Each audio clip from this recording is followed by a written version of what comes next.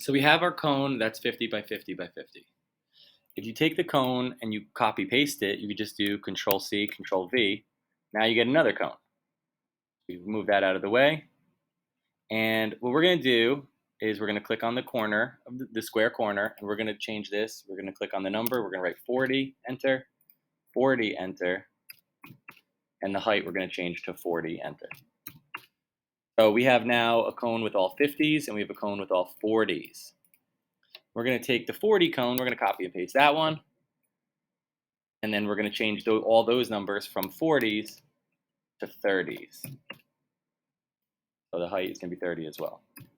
Okay, so what we just figured out how to do is we learned that these white squares manipulate the length, width, and height. But we're going to do too now is we're going to raise these off the platform, and you're going to see a black triangle above. When the cone is highlighted, you'll see a black triangle here. If you click and hold that, now you're lifting it off the plate. So what we're going to do, the right number is the one we focus on primarily, and we're going to make this right one go 30 units off the plate. So you write 30, enter.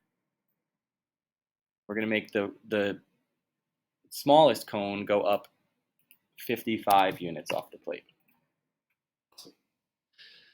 So what we're going to do is we're going to center this. We're going to learn a new tool. We're going to highlight just the two cones, and it'll say shapes 2. And up here, there's a button called align.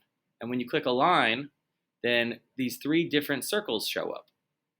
Now this has to do with height. The one on the right-hand side has to do with height. We're going to ignore those circles for now. But the length and width circles, we're going to press the 2 middle ones. And what that does is that perfectly centered them. So it's still 2 shapes, but above where it says shapes 2, if you press this button called group, now these 2 shapes are kind of glued together.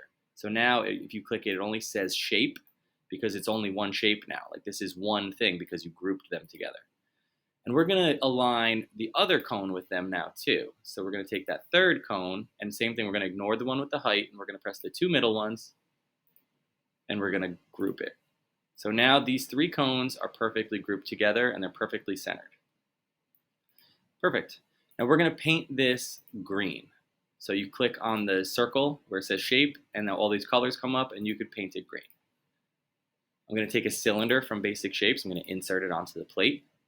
And I'm going to make the length and width 10 and 10. I'm not going to alter the height at all. You can leave the height as it is. I'm also going to paint this brown by clicking on the orange circle, and I'm going to paint it brown. I'm going to take the cone figure that we made. I'm going to use the black triangle. I'm going to lift it up 15 units off the plate. So I write 15. Try not to actually match it perfectly with the, don't try to do this and make it equal 15. Actually write the number 15.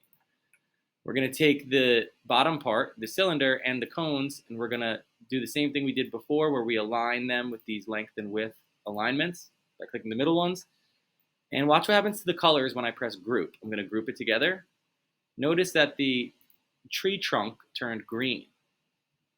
That's because the primary color of what we grouped together was green. If you want it to go back to its normal color, you can click the color, and down at the bottom of the colors, it says multicolor, and it says show all colors in group. So when I do that, now the trunk turns back to, like the wood color, brown. Awesome. Great. So we're going to put the tree off to the side, and we're going to do one other thing, or 2 other things really. So we're going to insert a box, a red box, and we're going to make this really big. So we're going to make 100. We're going to make the length 100. We're going to make all of them 100. And then we're going to make the width 100. And we're going to make the height 100. I'm going to zoom out a little bit because it's getting pretty big.